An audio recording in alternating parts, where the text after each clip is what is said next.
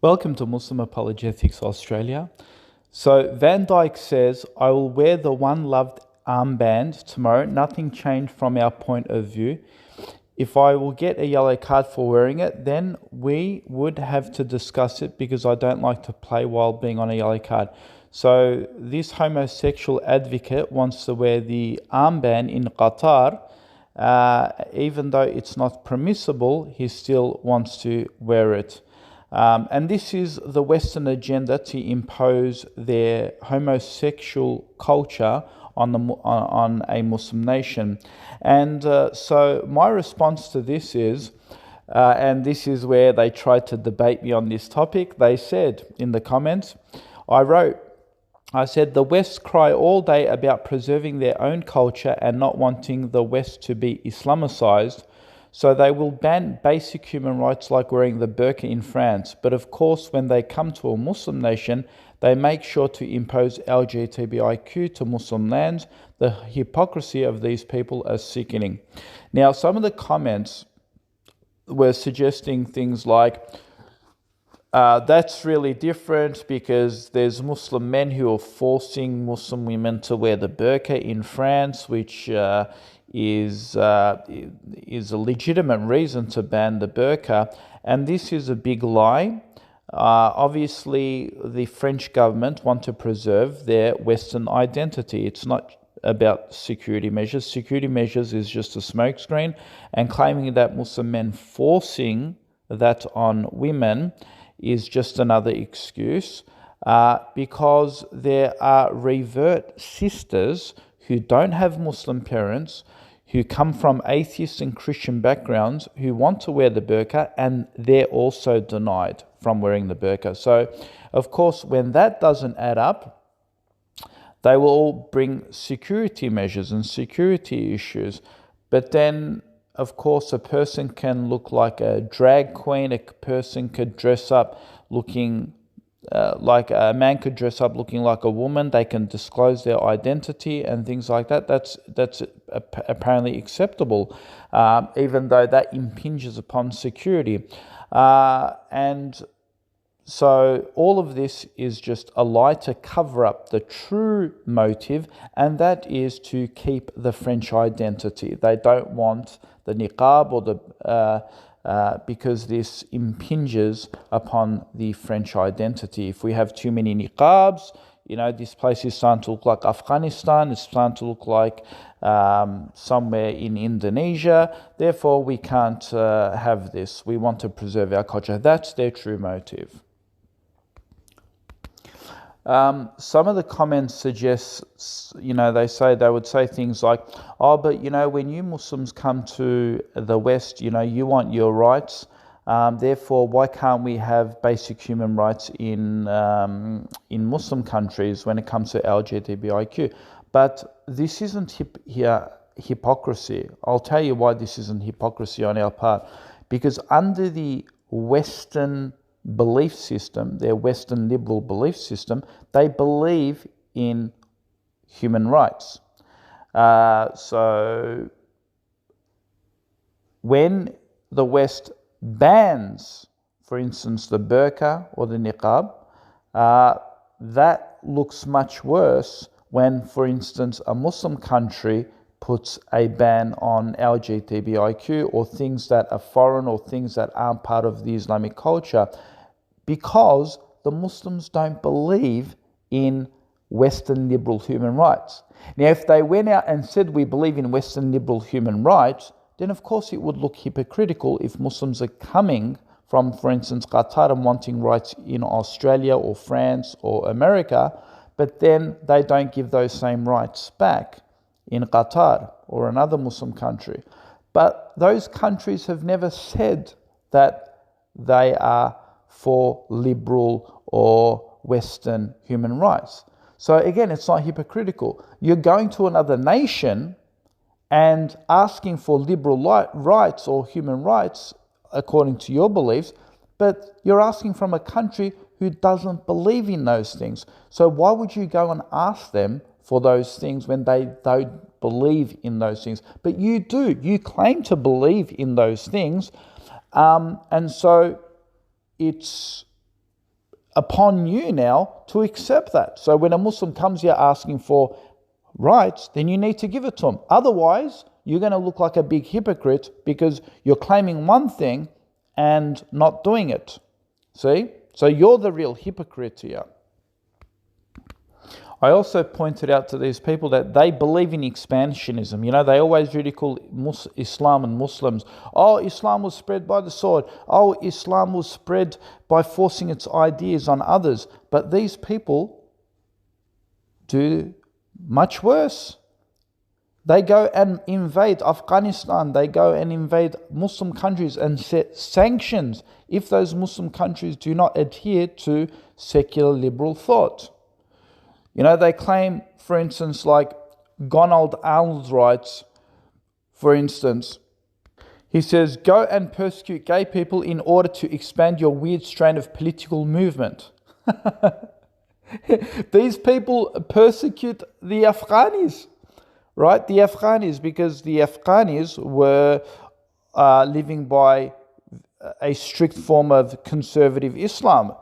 And, you know, where they have Islamic culture. The West didn't like that. Not only did they go after Osama bin Laden, they also tried to change the culture and the fabric of society. So they imposed Western ideology. For instance, the schools in Afghanistan had a separate school for both sexes, male and female. When America came into Afghanistan, they said no, men and women should go to school together. There was no separation of the sexes. So they were imposing Western schooling systems, education system in Afghanistan. They were trying to impose their Western ideas. And this happened through persecution by killing those who were against this, persecuting those, throwing them out of office, throwing them out of leadership, killing them, right? So, and these people want to talk about, oh, you know, you guys are persecuting LGBTIQ communities. And this silly twat in the comments like, oh, you know, how is wearing an armband in Qatar forcing you to accept LGBTIQ? That's clearly nonsense and a BS. You're forcing an idea. Wearing an armband in Qatar, like an LGBTIQ armband for soccer players, you are forcing an idea. And we know what happens with that armband. You're doing that armband in Qatar for a specific reason. And that reason is to protest, to change the laws in Qatar, because you don't just wear an armband. You're making a political statement with that armband. You're basically saying, we disagree with Qatar. We want no more persecution of the LGBTIQ in Muslim countries like Qatar. We want the laws to change. We want you to accept LGBTIQ. So you're not just saying, oh, I'm just coming here to wear an armband and that's it, I'm going home. No, that is backed by your political stance to change Qatar's laws. So yes, wearing an armband symbolizes forcing your culture on another foreign land. That would be like me, you know, seeing a white radical wearing a SWAT sticker on his arm, right, as an armband, right? You wouldn't like that. You'd say, well, why is this guy wearing this? He's trying to normalize Nazism in the West. He's trying to say, look, you need to accept us, right? You would say this Nazi is forcing his ideology on society by spreading his Nazism, right? So that's the same thing. When you're wearing an armband in a Muslim country, again, you're forcing your ideas to be accepted, to be recognized in those Muslim countries. So that's all part of your forced secular agenda into the Muslim world. And then this Gonald says, yes, the spread of liberalism, that's why we support Israel and Saudi Arabia, clown. That's what he says to me. Oh, what a load of nonsense. You know, of course, the West will go in bed temporarily with even Saudi Arabia or Israel or whoever else Even the Taliban at one stage to fight off the Russians, right? But when shit hits the fan, they will turn on them. And we've seen that example of President Recep Tayyip Erdogan, where the Americans claim they were allies with Turkey. They were allies, right? Until, of course, President Recep Tayyip Erdogan brought the S-400 missiles from Russia. And then America started sanctioning and boycotting Turkey, where they went through a lot of hardships. They just escaped an economic crisis because of the sanctions laid by America. So, no, this is just nonsense to say, oh, you know, the West are allies with Muslim nations. No, they're not. It's just a cover-up to get what they want. And then when the truth comes out, they start going against them. And we've seen that countless times. So yes, they may be holding hands with Saudi Arabia now, but that's because they have monetary interests, financial interests with Saudi Arabia. Put that away, Saudi Arabia would have been invaded many, many, many years ago.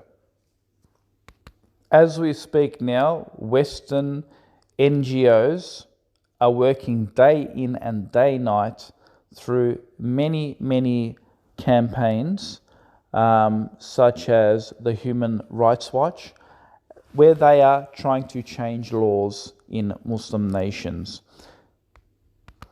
This is from to remove the bans against LGBTIQ, many of the punishments such as the hudud for drug traffickers, for example, in some of those Muslim countries in the Southeastern Asian part of the world, where, you know, even the punishment against fornicators and adulteresses, all of these laws are petitioned for change by Western NGOs. That you can go to any human rights websites on Facebook or wherever you want to look at them. They're all writing about this, how they want to change all of these laws that they see unethical and barbaric. They want to customize it and make it more westernized, where it's where they want to remove these punishments. So it is. They are trying. They are working day in, day night, impinging to change Western Muslim countries to one that is more in line with Western thought. Of course, you know, I don't have a problem with expansionism. I believe in expansionism. I believe that you should spread your ideas. So, you know, if you believe your ideas are true, you can spread them. I believe my ideas are true. I believe the Islamic worldview is true, and I believe it should be spread. That is part of Islam. Islam spreads through expansionism. But it just makes me sick to the stomach when the Westerners claim that Islam was spread by the sword and how Islam was spreads by force, yet they hypocritically deny the fact, try and deny and cover up the fact that secular liberalism spreads by force, dictatorship, sanctions, boycotts, wars, deliberately to spread its worldview.